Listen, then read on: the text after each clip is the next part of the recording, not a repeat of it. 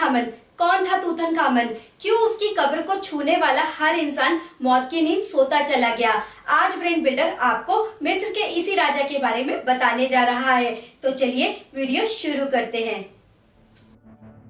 मिस्र की पहचान है ये पिरामिड्स। इन पिरामिड्स को पूरी दुनिया के लोग देखने मिस्र पहुंचते हैं। कुछ छोटे पिरामिड्स हैं तो कुछ बड़े। समय समय पर मिस्र में कई मम्मी भी मिलती रही है, लेकिन दोस्तों साल 1922 में भी यहाँ पर एक मम्मी मिली थी, जिसकी खोज के बाद से मानो मौत का तूफान आ गया था।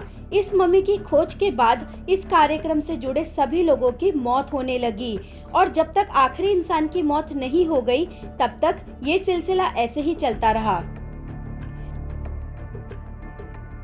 साल 1922 में आर्कियोलॉजिस्ट हार्वर्ड कार्टर ने मिस्र के सम्राट तूतनखामन की कब्र को खोज निकाला था। तूतनखामन की मौत एक बीमारी की वजह से 18 साल की उम्र में हुई थी और 3500 साल के बाद उसकी कब्र को दुनिया के सामने लाया गया।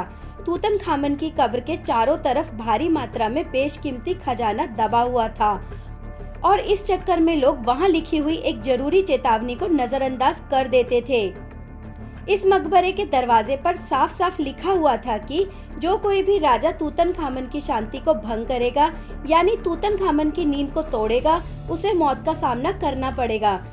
लोगों ने इस चेतावनी को हल्के में लिया, लेकिन फिर शुरू हुआ मौत का सिलसिला जो थमने का नाम ही नहीं ले रहा था और एक एक करके लोगों की मौत होनी शुरू हो गई। इस कब्र के खुलने के साथ ही आर्कियोलॉजिस्ट हार्वर्ड कार्टर की टीम के सदस्य मारे जाने लगे और इनमें सबसे पहला नाम लॉर्ड जॉर्ज कार्नारवन का था, जिन्होंने सबसे पहले तूतनखामन की मम्मी को छुआ था।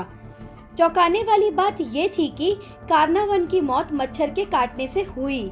इसी तरह टीम के कई अन्य सदस्यों की मौत भी हुई। टीम के सदस्यों की लगातार हो रही मौतों के बाद हार्वर्ड कार्टर ने इस मम्मी को दोबारा से उसी मकबरे में दफनाने के लिए कहा। इसके कुछ समय के बाद किसी रहस्यमयी बीमारी की वजह से हार्वर्ड कार्टर की भी मौत हो गई।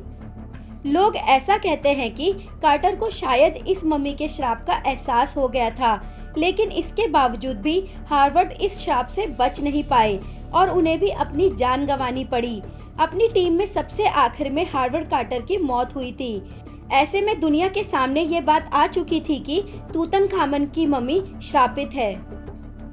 तूतनखामन की मौत को लेकर अलग अलग किस्से हैं। कोई कहता है कि उनकी हत्या की गई, तो कोई कहता है कि शिकार के दौरान घायल होने के बाद उनकी मौत हुई थी।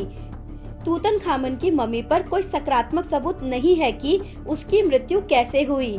1968 में मम्मी के एक्सरे के दौरान वैज्ञानिकों को तूतनखामन की खोपड़ी में हड्डी के टुकड़े मिले, जिससे सनसनीखेज सिद्धांत सामने आया कि राजा को मौत के घाट उतार दिया गया था। इस मम्मी को तरल सोने से मढ़ा गया था और ताबूत के अंदर सोने और हाथी दांत के कई आभूषण थे। सोने का मास्क मम्मी के चेहरे से हटाकर जांच के लिए काहिरा के म्यूजियम में रखा गया और मम्मी को फिर से संरक्षित करके पिरामिड में रख दिया गया। तूतनखामन के खजाने में एक ऐसा नेकलेस भी था जिसमें बहुत अजीब सा पत्थर लगा था। ये पत्थर इसलिए खास था क्योंकि ना तो ऐसा पत्थर किसी ने देखा था और ना इसका किसी को नाम पता था।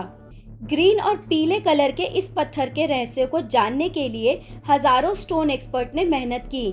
आखिरकार ये माना गया कि ये पत्थर हमारी दुनिया का नहीं है, बल्कि ये किसी और ग्रह से लाया गया है। लेकिन वैज्ञानिकों के गले से ये बात नहीं उतरी, जिसके बाद लैब में इस पत्थर को जांचा गया।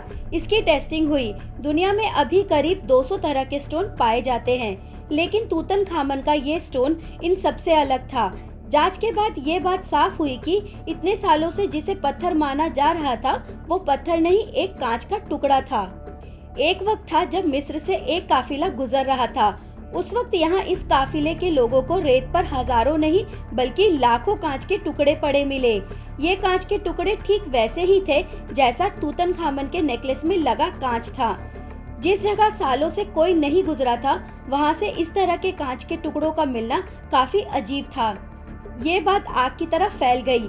रिसर्चर भी इसकी जांच के लिए पहुंचने लगे थे। इस कांच को डेजर्ट ग्लास का नाम दिया गया। लेकिन हजारों मील में फैले ये कांच के टुकड़े आए कहां से? जिसके बाद रिसर्चर की एक टीम यहां पहुंची। माना जाता है कि यहाँ एक समय में बहुत बड़ा वाकया हुआ था, जिसकी वजह से ये डेजर्ट ग्लास बना था। जब इनकी जांच की गई तो पता चला कि इन कांच के टुकड़ों में कई पार्टिकल ऐसे भी थे जिनका धरती से कोई लेना देना नहीं था।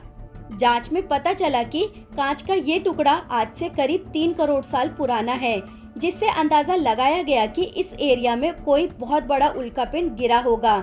अगर किसी उल्कापिंड का साइज बहुत बड़ा हो तो वो हमारी जमीन की तरफ तेजी से आता है।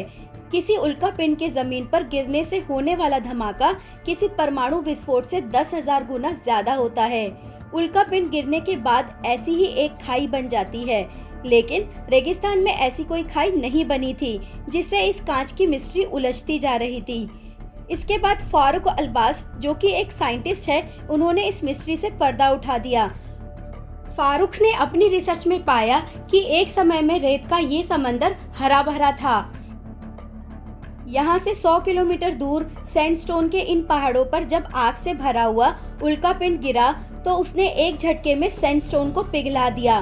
पिघलते हुए सैंडस्टोन जैसे ही पानी से मिले वो ठंडा हुआ और ये अनोखा ग्लास सामने आया, जो नदियों से बहता हुआ 100 किलोमीटर दूर इस रेगिस्तान में पहुंच गया। इस मिस्ट्री को सॉल्व करने में रिसर्चर को पूरे 100 साल लगे।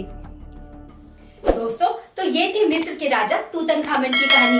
उम्मीद है दोस्तों आपको हमारी ये वीडियो पसंद आई होगी। अगर आप हमारी फैमिली का हिस्सा अभी तक नहीं बने हैं तो प्लीज हमारे चैनल ब्रेन बिल्डर को सब्सक्राइब कर लीजिए और बेल बटन दबाइए, ताकि इसी तरह की दिलचस्प वीडियो आपको मिलती रहे और आपकी नॉलेज बढ़ती रहे।